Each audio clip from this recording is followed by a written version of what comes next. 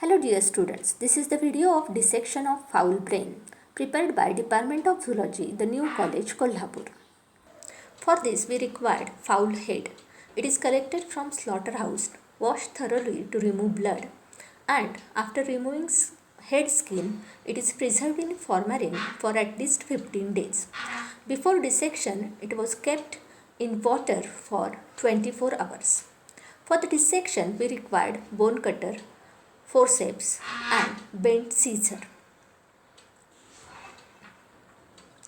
At the beginning of dissection, we have to remove the skin traces, muscles attached to skull, eyebrows and even the eyes.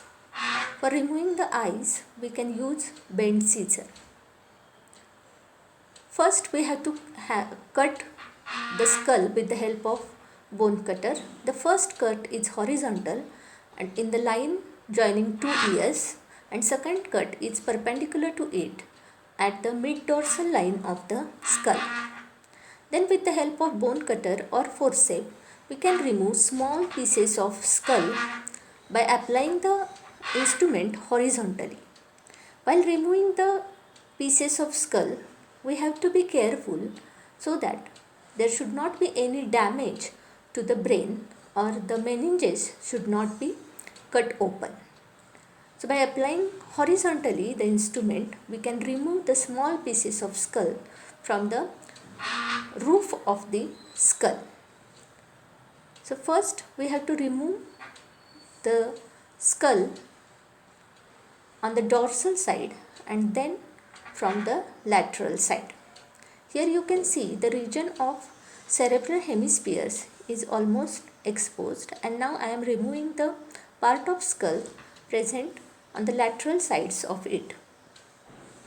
Similarly, the skull is removed from the posterior side so as to expose cerebellar region. Here also we have to remove first the roof region of the skull and then the sides of the skull.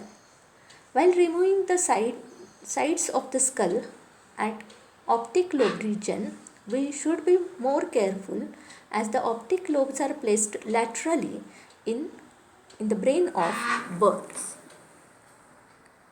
So as you can see that by removing the skull from the dorsal side and laterally, the brain is almost free from dorsal side and laterally.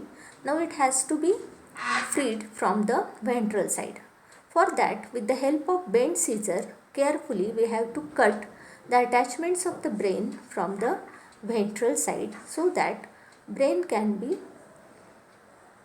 take off from the skull. Now the next step is removal of meninges. So for that, with the help of bent scissor, carefully we have to take a cut in the region of fissure between two cerebral hemisphere. There is space in the region of diencephalon and in the fissure of cerebral hemisphere. Then we have to give support of our fingers to the brain and carefully remove the meninges. While removing the meninges, we have to give support with the help of our fingers so that there will not be any damage to the brain. So after removing the meninges, we have to remove the blood clots if any blood clots are present. Now this is the dorsal side, cerebral hemisphere, cerebellum, optic lobes and medulla oblongata. On the ventral side of the brain, you can see of olfactory lobes, cerebral hemispheres, optic lobes, chiasma, hypothalamus and medulla oblongata. The brain of fowl is divided into three regions: forebrain, midbrain and hindbrain. Forebrain comprises of olfactory lobe which controls the perception of smell. Cerebral hemispheres are highly developed and it is the region of intelligence, coordination, memory, learning, cognitive functions and all voluntary activities. Diencephalon is small depressed region The roof of diencephalon has anterior choroid plexus and pineal gland. Pineal gland is the biological clock. The floor of diencephalon is hypothalamus, which is the master endocrine gland, that is pituitary. Pituitary gland is attached to hypothalamus by infundibulum. Midbrain comprises of optic lobes and crura cerebri. Optic lobes are laterally placed and those receive the signals from the eyes. The signals from the eyes are carried by optic nerves which form a chiasma on the ventral side of the brain, due to which both the optic lobes receive the signals from both the eyes.